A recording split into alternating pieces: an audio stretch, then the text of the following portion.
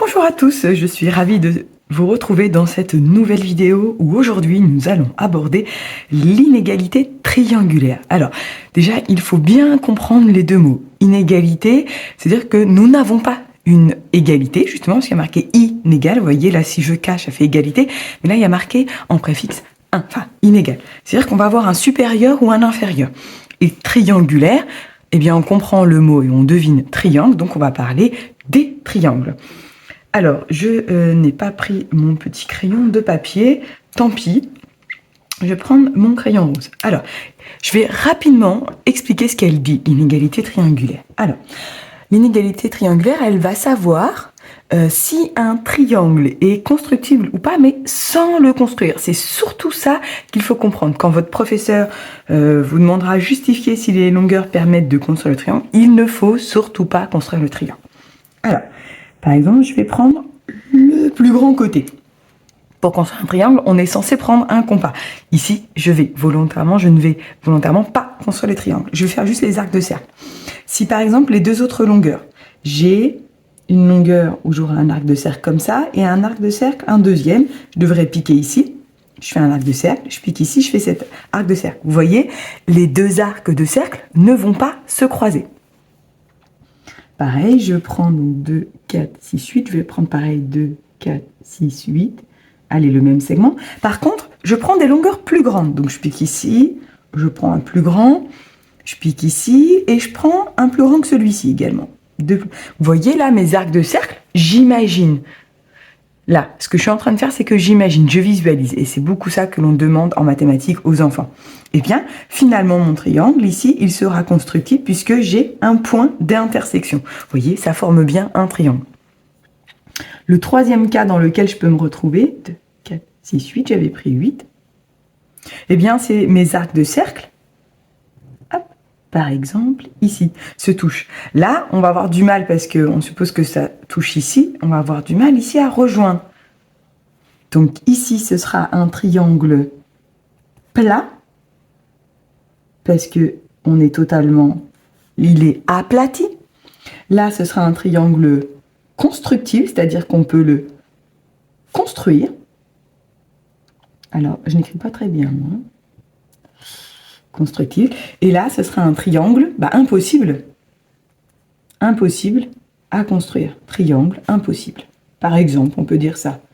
On peut dire, il n'est pas possible de construire le triangle également en phrase-réponse. Voilà, l'inégalité triangulaire, ça veut dire ça. Et donc, les enfants doivent visualiser. Donc, à chaque fois, j'ai mis le plus grand côté en bas.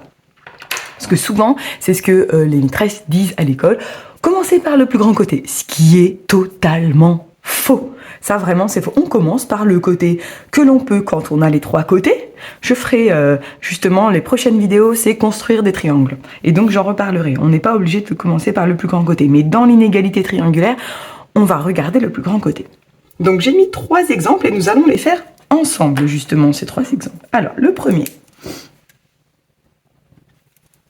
Et je vais rédiger comme les enfants vont devoir rédiger au collège. Donc, je dois regarder le plus grand côté déjà. Donc, le plus grand entre les 3. Et vous savez que je suis fan de couleurs, je vais donc le surligner. Puisque c'est le plus grand, il va rester tout seul. Et donc, je vais devoir faire des calculs avec ces deux-là. Les couleurs permettent de fixer l'attention, de ne pas se laisser perturber par ce qu'il y a autour. Je vais plutôt écrire en rose. Donc, je dois dire le plus... Et je suis obligée de rédiger comme ça. Oui, je sais, c'est embêtant, mais c'est ainsi. Eh bien, c'est le côté UE. On demande souvent, mais pourquoi en maths, on rédige? Eh bien, c'est comme un avocat, quand il fait sa plaidoirie, il doit dire « je sais que », il énonce les faits. Après, il doit dire « d'après l'article de loi », et il donne l'article de loi. J'en conclus que, eh bien, en mathématiques, on va faire exactement la même plaidoirie. Donc, le plus grand côté, le côté UE, on n'oublie pas les crochets puisque c'est un segment. Je mets 2 petits points. On n'oublie pas que l'on utilise également le français pour rédiger. Et je dois mettre sa mesure. Oui, c'est écrit dans l'énoncé, mais ici, on rédige. À l'écrit, évidemment. Ensuite, je dois faire l'addition des deux pour savoir si l'addition des deux, vous voyez, elle est plus grande que ce côté-là ou si elle est égale. Donc si elle est plus grande, je me trouverai dans ce cas-là. Si elle n'est pas plus grande, je vais me retrouver dans le cas numéro 1. Et si elle est égale, je me trouverai dans le cas numéro 3. Donc je dois faire l'addition des deux, ici. Donc, et tout le temps, je dois noter avec les lettres de l'exercice. Ensuite, je mets les mesures. Je sais que c'est compliqué en géométrie, mais si votre enfant prend cette habitude-là, alors pour la 4e et la 3e, il aura moins de difficultés en géométrie. Et donc, cela me donne 24 cm. 24 est plus grand que 17. Ça veut dire que je vais être dans ce cas-là, visuellement. Et donc, mes deux arcs de cercle vont bien se croiser. Donc, je dois dire l'inégalité après triangulaire et vérifié, c'est-à-dire que UE, ici, je reprends les lettres, c'est-à-dire 17, eh bien, c'est plus petit que 24. C'est-à-dire c'est plus petit que EA plus AU. Et je peux marquer aussi avec les nombres, par exemple, entre parenthèses.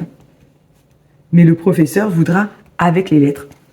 On va à la ligne. À chaque fois que l'on veut dire quelque chose en mathématiques, on doit aller à la ligne. L'inégalité triangulaire est vérifiée. Donc, je vais à la ligne.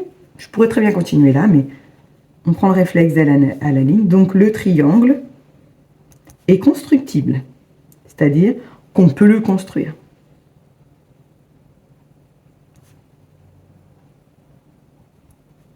Et voilà, l'exemple A est terminé. Je vais faire l'exemple B. Je pense avoir assez de place.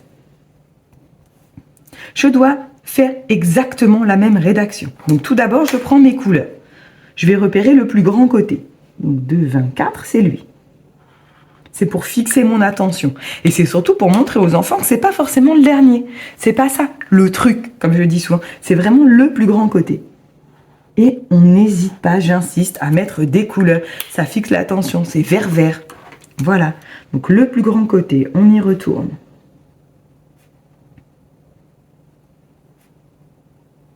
Le plus grand côté et le côté...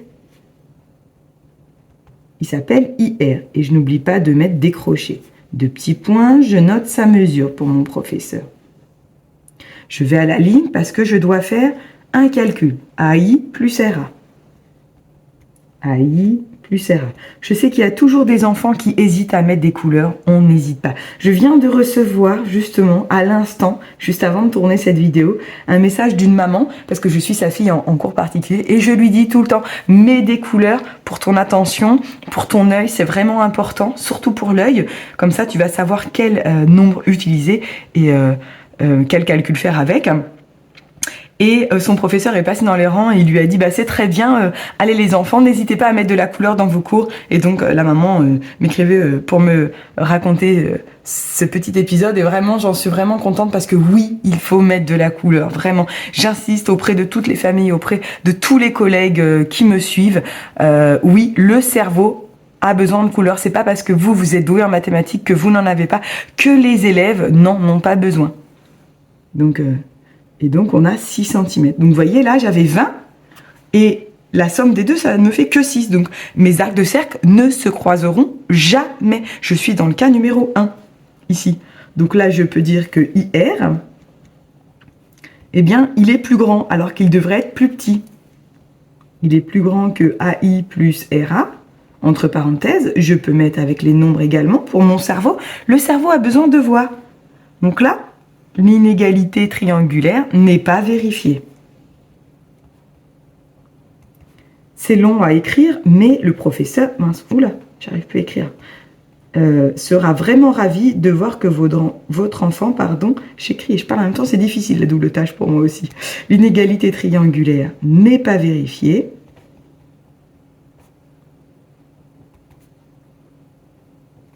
Donc, le triangle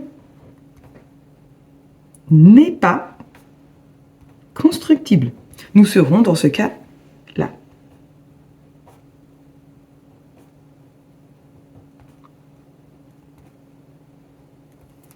Je sais à quel point ça peut être difficile de mettre la couleur parce que les enfants, on leur dit mettez des couleurs, mais on ne leur dit pas, on ne leur explique pas où, quand, comment et pourquoi. Et souvent, on les voit tous surlignés et ils disent mais je mets de la couleur. Alors oui, mais tu mets de la couleur un peu n'importe où.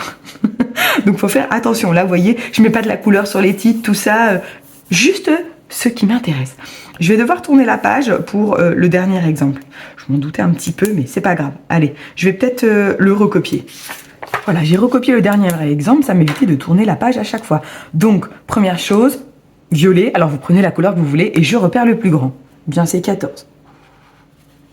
Et donc, je vais surligner en vert les deux autres. Vraiment, j'insiste, hein, dites à vos enfants, à vos élèves de faire la même chose, qu'ils soient 10 ou qu'il n'ait pas de trouble d'apprentissage. Allez, je dois dire la phrase « le plus grand côté est ».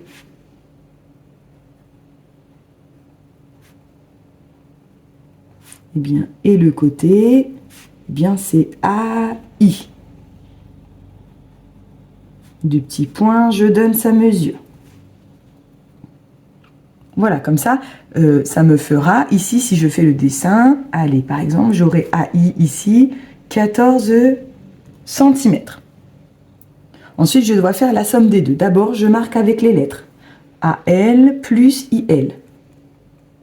Donc, 10 cm plus 4 cm égale 14 cm. A. Vous voyez, là, par exemple, j'aurai un arc de cercle, donc AL, je pique en A et je fais un arc de 10. Après IL, je pique en I et je fais un arc de 4. Donc là, par exemple, j'aurai 10 et là, j'aurai 4. Ça fait pile poil, donc. Ici, on est dans le troisième cas du triangle plat. Donc, je dois d'abord dire mes observations, que AI est égal à cette addition, à AL plus IL. Je peux mettre entre parenthèses 14 égale 14. Bon, c'est un peu ridicule, mais ça c'est vrai, 14 égale 14. Donc là, pour moi, l'inégalité triangulaire n'est pas vérifiée parce qu'on a dit que c'était supérieur. Ah, j'ai oublié triangulaire, parce que des inégalités, il en existe plein en maths. Hein. Triangulaire. Là, vous verrez avec votre professeur de maths, il y a des professeurs, je le sais, qui disent « est vérifié » et d'autres qui disent « n'est pas vérifié ». Donc moi, je vais mettre « n'est pas vérifié » et puis vous verrez dans le cahier de votre enfant. Le professeur a forcément fait un exemple puisque moi-même, en tant qu'enseignante, pour ceux qui ne me connaissent pas, j'étais enseignante pendant 17 ans et je faisais toujours des exemples de rédaction dans mon cahier de leçons. Le cahier de leçons, c'est la Bible. Alors parfois, c'est un peu compliqué de trouver des choses dedans, mais parfois on trouve. Hein. Sinon, n'hésitez pas à regarder sur Internet. Hein. N'est pas vérifié. Donc, je vais à la ligne. Le triangle. Là, c'est pareil. Hein. On a deux équipes. J'arrive pas à écrire et parler en même temps. N'est pas constructible. Il y a des collègues qui vont dire si et d'autres qui vont dire non parce que dans triangle plat, on entend triangle. Donc, là, je vous invite vraiment à aller regarder le cahier de votre enfant pour connaître la position du professeur.